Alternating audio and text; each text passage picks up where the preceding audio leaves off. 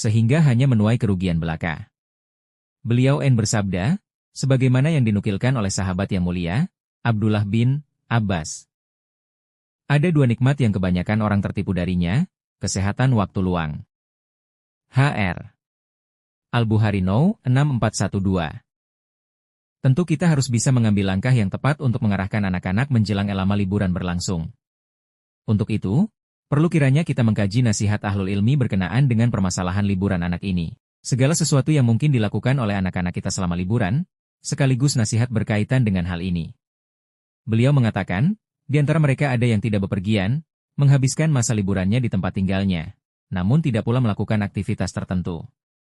Saya nasihatkan kepada mereka ini, hendaknya memiliki keinginan kuat agar liburannya merupakan liburan yang penuh aktivitas bermanfaat, sehingga memperoleh kebaikan agama maupun dunia. Bisa dengan mempelajari berbagai ilmu yang dia senangi, belajar kelompok untuk mempelajari pengetahuan umum, datang ke perpustakaan untuk menambah ilmu, atau menyibukkan diri dengan berbagai kegiatan bersama orang tuanya. Beliau menasihatkan pula, maka hendaknya dia membaca kitab-kitab tafsir yang berharga alamat dari segala penyimpangan makna Al-Quran, kitab-kitab hadits yang syahih semisal Syahih Al-Bukhari Syahih Muslim, kitab-kitab tarikh, sejarah, yang terpercaya jauh dari penyimpangan, terutama sejarah awal permulaan Islam, seperti sirah, sejarah hidup, Nabi Al-Hulafa, Ar-Rashidin, karena sirah ini berisi pelajaran sejarah perilaku yang akan menambah ilmu kecintaan terhadap mereka serta menambah pemahaman agama, rahasia-rahasia hukum syariatnya. Jangan melihat-lihat membaca bacaan yang dikhawatirkan akan merusak akidah, akhlak perilaku, baik berupa buku-buku, surat kabar harian, maupun majalah mingguan.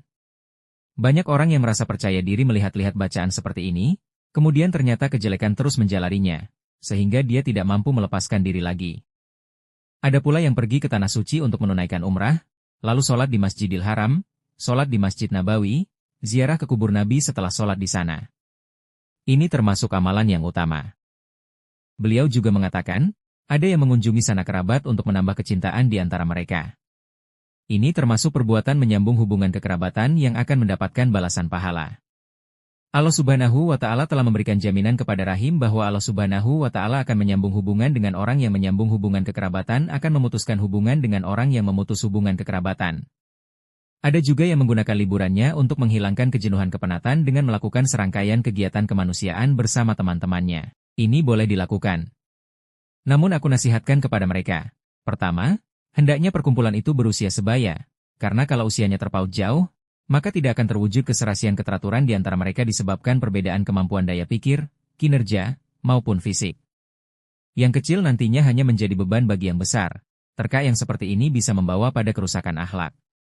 Kedua, bersemangat menunaikan kewajiban-kewajiban syariat, seperti bersuci halat jamaah pada waktunya, berwudu dari hadats kecil, mandi dari hadats besar semisal janabah. Selayaknya pula mereka memilih tempat khusus yang tertutup ketika menunaikan hajat istinja, memilih tempat yang tertutup terjaga dari tiupan angin kencang untuk mandi, menghususkan satu tenda untuk sholat. Seyogianya pula mereka menyediakan mushaf Al-Quran, buku-buku bagi siapapun yang ingin membaca Al-Quran atau belajar.